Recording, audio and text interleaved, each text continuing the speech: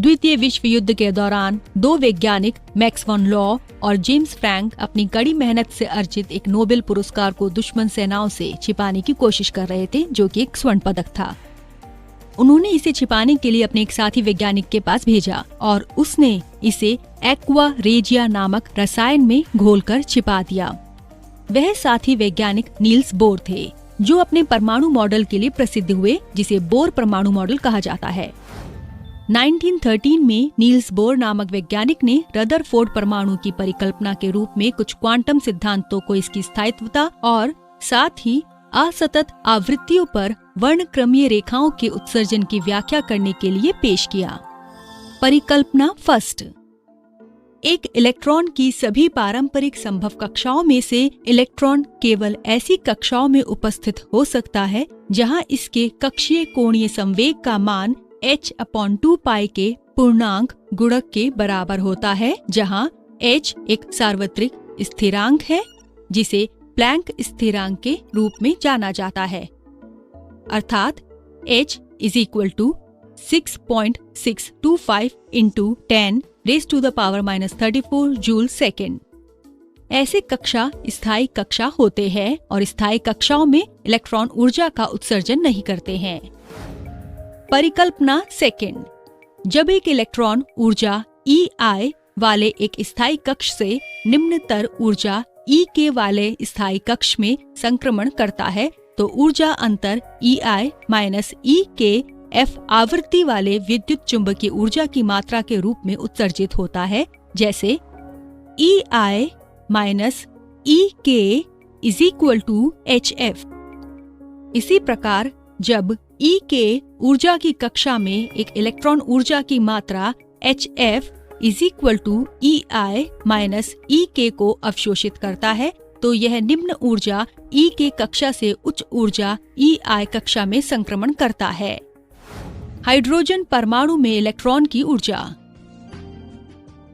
एक इलेक्ट्रॉन जिसका द्रव्यमान m है, एक नाभिक के चारों ओर एक वृत्ताकार कक्षा में घूम रहा है। मान लीजिए त्रिज्या r की कक्षा त्रिज्या r है।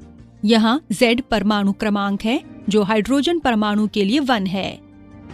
इलेक्ट्रॉन की वृत्तीय गति के लिए अभिकेंद्रीय बल mv²/r ऋणावेशित इलेक्ट्रॉन और धनावेशित नाभिक के बीच कूलॉम आकर्षण बल 1/4 पाई एप्सिलॉन 0 × Ze²/r² द्वारा दिया जाता है।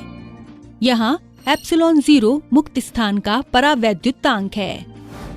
बोर की पहली परिकल्पना का उपयोग करते हुए कक्षा में इलेक्ट्रॉन के कोणीय संवेग = mvr = nh/2 पाई, जहाँ n एक पूर्णांक n = 1 2 3 आदि है। n को मुख्य क्वांटम संख्या कहते हैं। इसलिए m² v² r² = n² h²/4 pi square. v² को अब समीकरणों से विलोपित कर सकते हैं।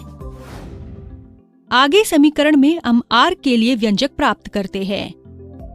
r = n² h²ε0 पाई Ze²m। अब इस कक्षा में इलेक्ट्रॉन की कुल ऊर्जा है En = गतिज ऊर्जा प्लस स्थितिज ऊर्जा = 1/2 mv² - Ze²r × 1/4 पाई एप्सिलॉन 0। समीकरण का उपयोग करके और समीकरण के दोनों ओर 1/2 से गुणा करने पर हम प्राप्त करते हैं 1/2 mv² = 1/8 पाई एप्सिलॉन 0 × Ze²r। इस मान को समीकरण में प्रतिस्थापित करने पर हमें प्राप्त होता है En = 1/8 पाई एप्सिलॉन 0 × Ze²r -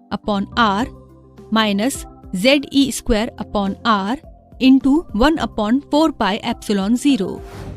अतः पुनः हम प्राप्त करते हैं En = -1/8 पाई एप्सिलॉन 0 × Ze²r। समीकरण से r के मान का उपयोग करके इसे समीकरण में रखने पर En is equal to -1/8 pi epsilon 0 ZE square into pi ZE square m upon n square h square epsilon 0। En is equal to -z square e raise to the power 4m upon 8 epsilon 0 square n square h square. Z परमाणु का परमाणु क्रमांक होने के कारण hydrogen के लिए 1 के बराबर है। हमें प्राप्त होता है En is equal to minus e raise to the power 4m upon 8 epsilon 0 square h square into 1/n square. ध्यान दें कि इसके द्वारा दी गई इलेक्ट्रॉन की ऊर्जा ऋणात्मक होती है। सारांश: इलेक्ट्रॉन केवल स्थायी कक्षाओं में ही उपस्थित हो सकता है जहां इसके कक्षीय कोणीय संवेग का मान NH/2π के एक पूर्णांक गुणक के बराबर होता है। जब एक इलेक्ट्रॉन ऊर्जा EI वाली एक स्थायी कक्षा से निम्न ऊर्जा वाली स्थायी कक्षा EK में संक्रमण करता है तो ऊर्जा अंतर EI minus EK is equal to HF होता है। बोर के परमाणु मॉडल के अनुसार इलेक्ट्रॉन कुछ निश्चित कक्षाओं में नाभिक के चारों ओर चक्कर लगाते हैं। इन कक्षाओं को समझने के लिए प्रयुक्त दूसरा शब्द क्या है? और अधिक जानकारी प्राप्त करने के लिए हमारे साथ बने रहें।